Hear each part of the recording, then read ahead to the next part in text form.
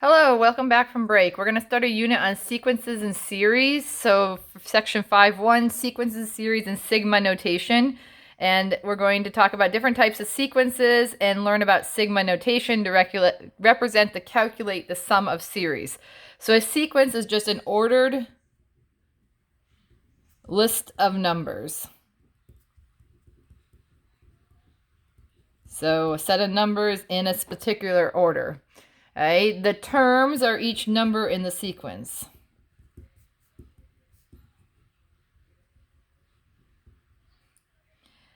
A finite sequence has a finite or an actual ending number of terms.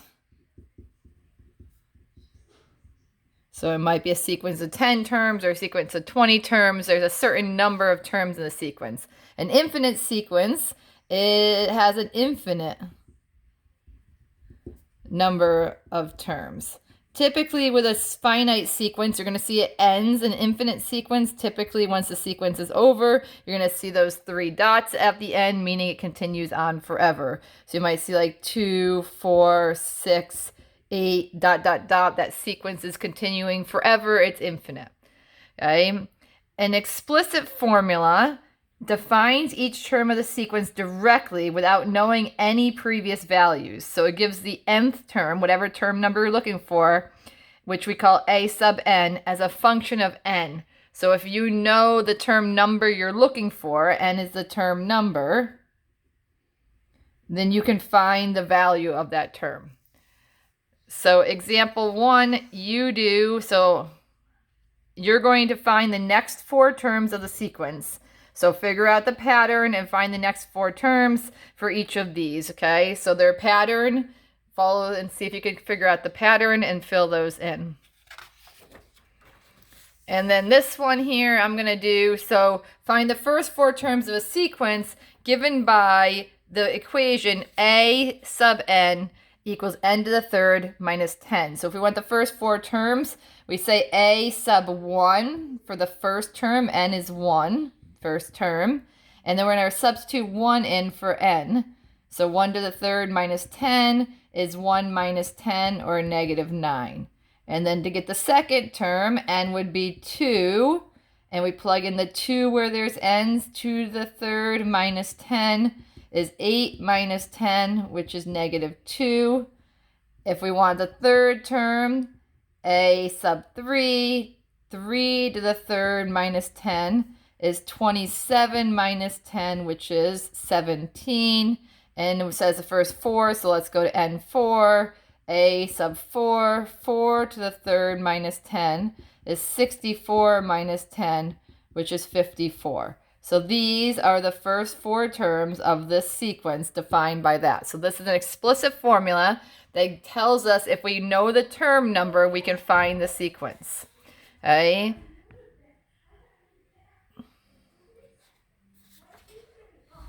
A recursive formula defines each term in the sequence using the previous term. So in order to have a recursive formula, you have to be talking about the term right before. So if we know term 3, we can find term 4. If we know term 17, we can find term 18.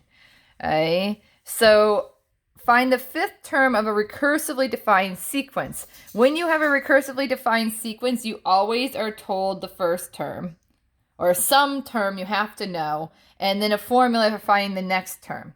So we want to find the 5th term, so we want n to be 5.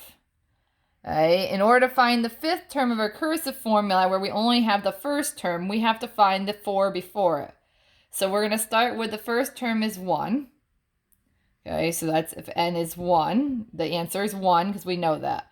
So then we take this formula and we say if we want to find n is 2, so we do a sub 2 equals a, and then we plug in 2 where we see an n, so that's 2 minus 1 plus 2 times 2 minus 1.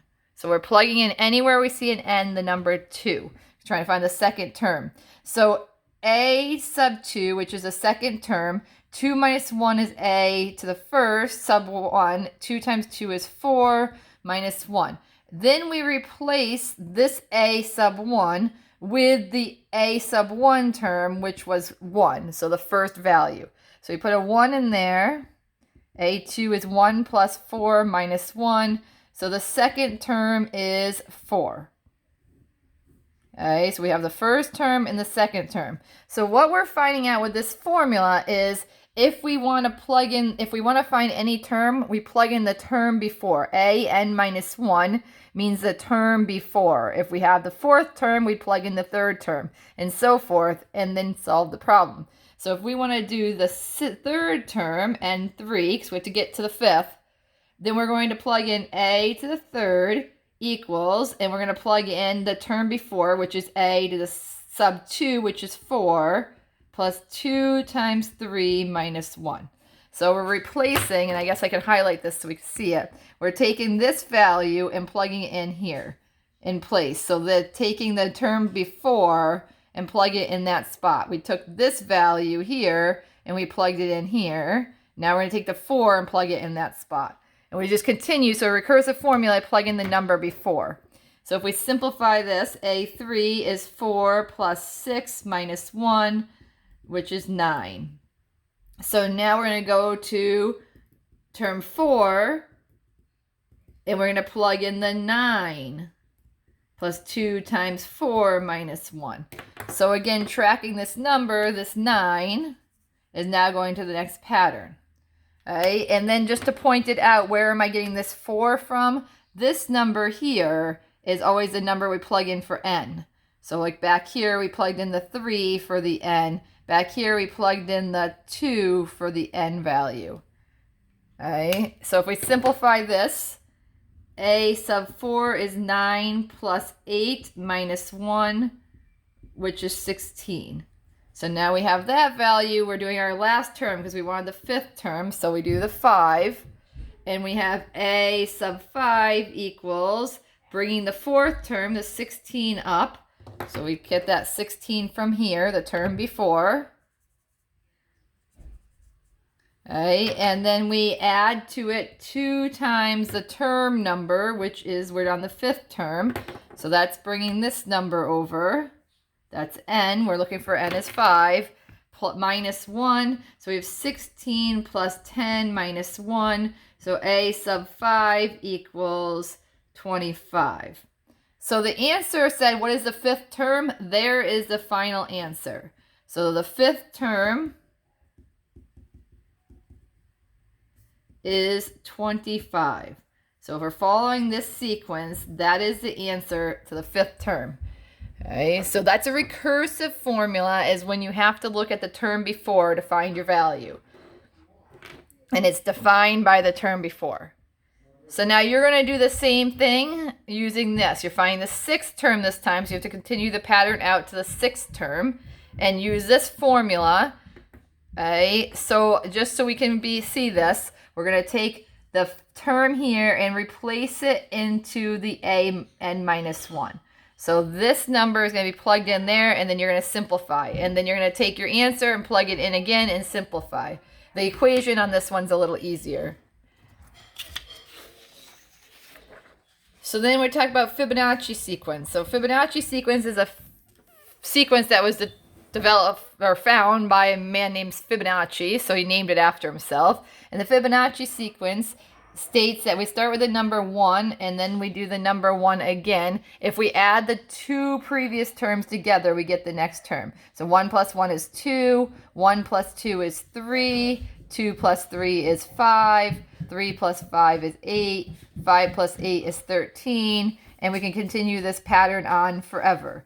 That's what we call the Fibonacci sequence. It's seen a lot in nature. And the nice thing about the Fibonacci sequence, which I'm going to share with you a video as part of your assignment, but to look into this more, okay, we have a Fibonacci sequence is a recursive formula. The terms before are what determines what comes next. So on example 3, suppose that a stem has to grow for 2 months before it's strong enough to support branches. At the end of each month, at the end of the second month, it sprouts a new branch and continues to sprout 1 branch each month. The new branches grow similarly. How many branches will be after 18 months? So we're going to do some of this together and some on your own. So if we do month 1, there's 1 branch. And it says it continues to stay that way for 2 months. So month 2, would also just have one branch. Then we get to month 3. Now we have those 2 branches. So month 3 would have 2 branches. And then month 4, we have 3 branches. And then month 5, we have 5 branches. And if you notice, what's happening here is we're getting the Fibonacci pattern. So if you continue this pattern all the way to month 18, that is the goal. So you're going to continue this pattern and figure out how many there would be on month 18. So converge means the sequence has a limit. So as the sequence is going along, it has a limit, which is a term. The terms approach a certain value.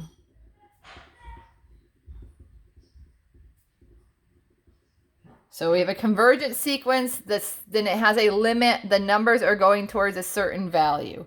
Divergent sequence has no limit. So as the numbers go, they just keep going and they do not approach a certain value. So let's look at this example. Determine if the sequence is convergent or divergent. So we're going to look at this and we're going to say the first number in the sequence A1 would be -3 times 1 plus 12. And that gives us 9. And then the second term would be -3 times 2 plus 12, which is 6. And the third term is -3 times 3 plus 12, which is 3. And then the fourth term is -3 times 4 plus 12 is 0. The fifth term, -3 times 5 plus 12 is -3. And if we look at that, this sequence is going down by 3 each time. So it is a linear sequence. And if we continue this pattern forevermore, it's going to continue going down by 3. It's not leading to a certain number. It's just going to get smaller and smaller and smaller. So this is a divergent sequence because it does not approach a certain value. It just continues linearly to get smaller. So it's doing a line like this, smaller over time. All right, so it's going to continue forever and not approach any value. It's approaching infinity.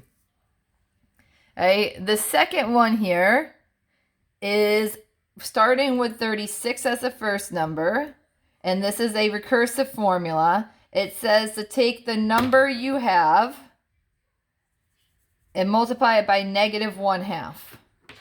So this is number 1, A1. A2 would be -1/2 of 36, which is -18.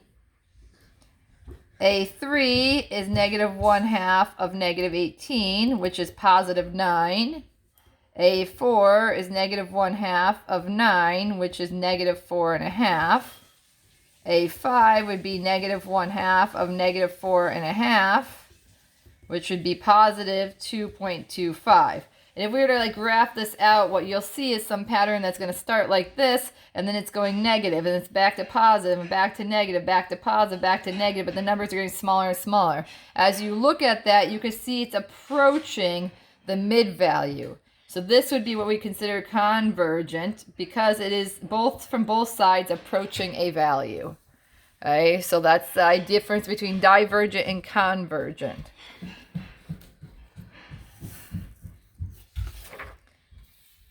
So then what is a series? A series is the sum of the numbers or terms in a sequence. So if we add up all the terms in the sequence, that's called a series. A finite series is the sum of a finite sequence. So we said a sequence that ends. And an infinite series is a sum of an infinite sequence, and that goes on forever. So you might say, how do we add up the sum of numbers that go on forever? You're going to learn about the formulas to doing this. Okay? And the nth partial sum, which we call S sub n, is the sum of the first n terms of a sequence. Okay, so they might say find the sum of the first 6 terms, or find the sum of the term 4 through term 8. That would be an nth partial sum. You're doing the sum of part of the sequence. So let's look at this first one. Find S sub 3. That is the sum of the first 3 terms. Okay, so we want the sum of the first 3 terms, and we have the formula here. So let's start with the first term. A1 would be 4 over 10 to the first. A2 would be 4 over 10 to the second. A3 would be 4 over 10 to the third. So the first 3 terms, if we simplify, we 4 over 10, 4 over 100, and 4 over 1,000. And we want to do the sum of these numbers. In order to add them together, we need a common denominator. So of these, I would do 1,000. So we're going to multiply this one by 100, this one by 10, and this one's all set. So basically, our final numbers are 400 over 1,000 plus 40 over 1,000 plus 4 over 1,000, which equals 444 over 1,000, which is the same as 0.444. And if you think about that, if we continue this sequence, we basically have 0.44 repeating. So this is a sum of a series of numbers, a partial sum. We found the first 3 values, and this is our answer in fraction form or in decimal form.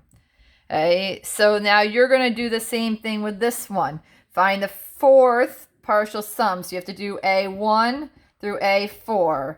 Plug them in and then add up the answers. Will an infinite series have a sum? So can we have an infinite series with a sum? The answer is yes, if they converge